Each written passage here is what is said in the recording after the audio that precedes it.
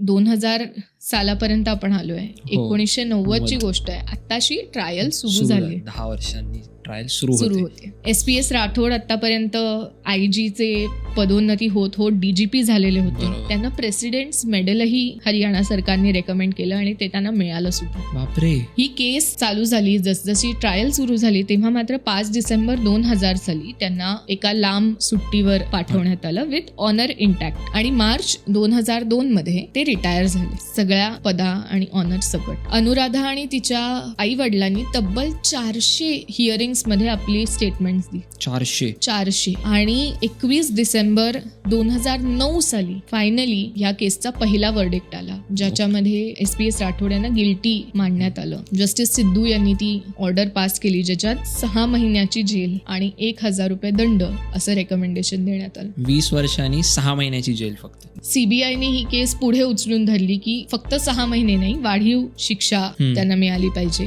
CBIने revision file केली आणि हायकोर्टाने या 6 महिन्याची शिक्षा वाढवून 18 महिन्याची केली. ही 18 महिन्याची शिक्षा जेमतेम 4-5 महिने भोगल्यावर आता SPS राठोड यांनी सुप्रीम कोर्टात धाव घेतली. 2016 साली सुप्रीम कोर्टाचा वर्डिक्ट आला. म्हणजे पहिली जजमेंट आली 2009 साली, त्याच्यानंतर रिव्हिजनची जजमेंट आली 2010 साली आणि सुप्रीम कोर्टाकडे गेल्यावर ती जजमेंट आली 2016 साली. तोपर्यंत त्यांनी फक्त 5 महिन्याची जेलची शिक्षा भोगलेली आणि बाकीचे वर्ष ते बाहेरच होते. बापरे. आता एव्हाना त्यांचं वय साधारण 74-75 झालेलं होतं. त्यांची साथ देणारी वकील असलेली त्यांची बायको सुद्धा आता एव्हाना वृद्धापकाळाने गेलेली होती. त्यांची मुलगी प्रियांजली ही अनमॅरिड होती आणि ह्या अनमॅरिड मुलीची आता मला काळजी घ्यायची आहे आणि माझंही आता इतकं वय झालेलं आहे अशी विनवणी केल्यानंतर सुप्रीम कोर्टाने त्यांना म्हटलं की 18 महिन्याची शिक्षा ही तुमच्यासाठी बरोबर आहे, पण ड्यू टू ओल्ड एज आणि ड्यू टू युअर फॅमिलियल कंडिशन्स तुम्हाला अजून जेल टाइम तर होणार नाही. बापरे. आणि असं